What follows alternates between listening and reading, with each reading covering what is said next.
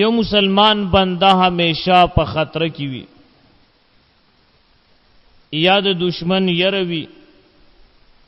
یا زړه کې نور څه یره پرته وي، او دی وی چې الله رب ذوالجلال جل جلاله ما په حفاظت او په امن کې اوساتی،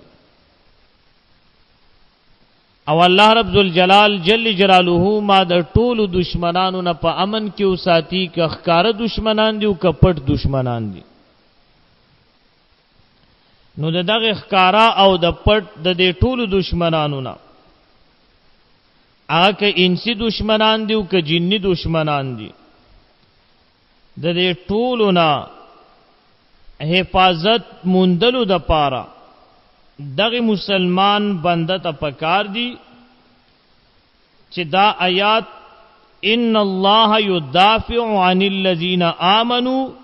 ان الله لا يحب كل خوان كفور، پارا نمبر 17 سورۃ الحج آیت نمبر 38. دې دا آیات روزانه یول الزلوی، نو الله رب ذوالجلال جل جلاله بده د هر قسم دشمنانو په امن او امان کې محفوظ به وساتي.